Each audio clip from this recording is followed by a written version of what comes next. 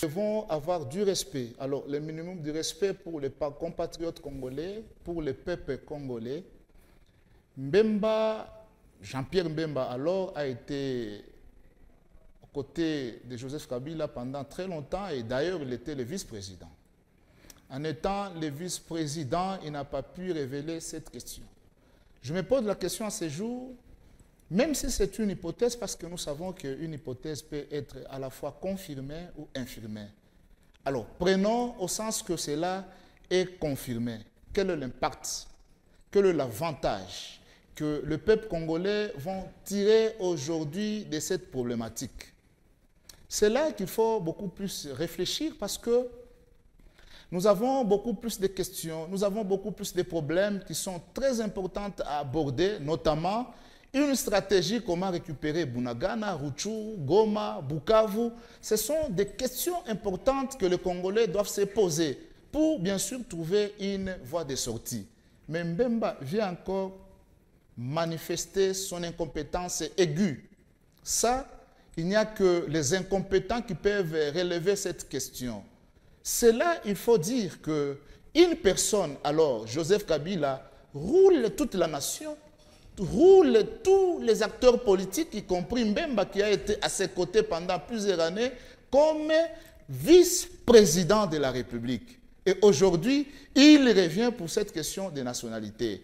Pour répondre encore à Mbemba, parce que c'est lui qui revient toujours avec cette question des nationalités. Alors que les Congolais actuels n'ont pas besoin de pouvoir s'atteler sur la question des nationalités. Parce que nous avons vu que les acteurs économiques, ils viennent en République démocratique du Congo pour engager les compatriotes congolais et consorts. Cette question des nationalités dans le 21e siècle est censée être révolue. On doit aujourd'hui nous présenter quel est le bilan de Kabila, quel est actuellement le bilan de Fachi. Et si on se mettait à comparer les deux bilans, là, il va susciter la curiosité du peuple congolais pour dire comment nous allons y réfléchir. Il a parlé de Kabila, il a parlé de Moïse Katumbi. Moïse Katumbi n'est pas son ami. Moïse Katumbi, c'est un acteur politique.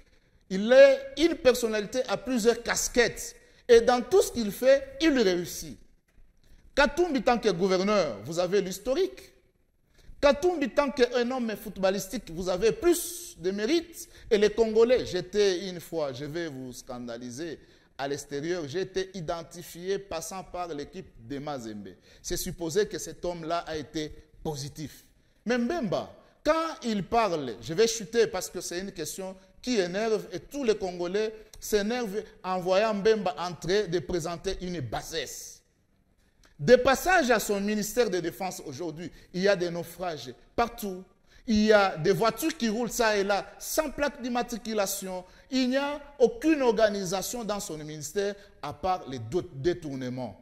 Il a trouvé l'opportunité de flatter le président de la République parce que on les connaît, on connaît ses faiblesses, que chacun peut passer pour le flatter au fin de conserver son poste.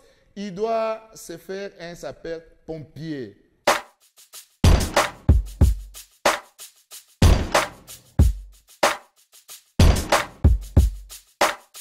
Il est très difficile aujourd'hui, la Senko, vous savez, pendant tout ce temps, même quand aujourd'hui on parle du pouvoir de Fachi, ce régime ici, même s'il est un régime finissant, même s'il ne produit pas un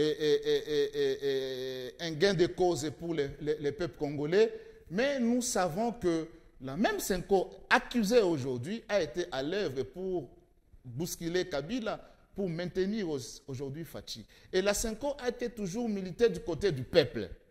Quelle est la doléance du peuple? Quel est le cri du peuple?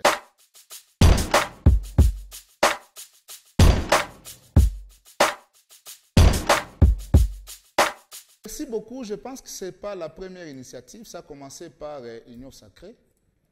Et dans cette organisation, quand ils ont commencé, nous avons été notamment appelés par notre président national, qui est Moïse Katumbi, parce que c'est un homme de paix, un homme démocrate. Il a appelé tous ses membres. Au sein de cette consultation, j'y étais, il nous a posé la question de savoir est-ce que, au nom du peuple congolais, on ne peut pas relever les défis pour être dans un gouvernement afin de donner notre expertise, notre cahier des charges. Nous voulons donner une orientation au président entrant parce qu'il est en train de dire qu'il est beaucoup plus coincé par l'FCC. Et de là, le président Moïse Katumbi a donné la vie à l'Union sacrée. Là, il faut réaliser que pour que l'Union sacrée existe, il fallait que Katumbi donne sa main. C'est comme ça que vous avez vu, entre guillemets, quand l'Union sacrée, certains appellent l'Union sucrée, a commencé, et il y avait l'expertise de Katumbi. Mais aujourd'hui, c'est une déviation, parce qu'ils savaient que à chaque fois, ils se retrouvent face à un obstacle. Comme hier, c'était l'FCC, c'était Kabila qui les bloquait. Aujourd'hui, il parle de M23, il parle de Nanga et consorts. Il se retrouve face à un blocage. Comment faire pour trouver des béquilles? C'est comme ça qu'ils sont en train de tergiverser.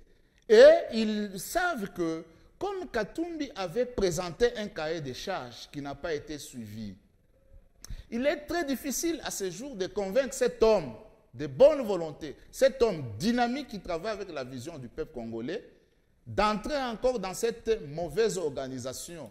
Il n'y aura pas une issue. C'est un cercle de gens qui se connaissent, ils savent comment détourner, ils savent comment voler, ils veulent encore rester autour de cette table-là pour troubler, tromper la vigilance du peuple. Ils savent que Katumbi ne peut jamais revenir sur la table de négociation. Mais ce qui est important, Katumbi n'est pas contre de toute organisation tendant à trouver la paix en République démocratique du Congo. Il leur avait dit, si voulez-vous une bonne négociation, alors la meilleure, nous voulons que ça soit sous l'égide de nos pères spirituels. Vous allez aux États-Unis vendre nos minéraux sans consultation, sans impliquer l'Assemblée nationale. Vous avez pris l'option personnelle pour représenter la patrie ou la nation. Alors que le Sénat existe, alors que l'Assemblée nationale existe, vous voyez, nous disons ceci, que Katumbi n'est pas n'importe qui pour entrer dans n'importe quel jeu.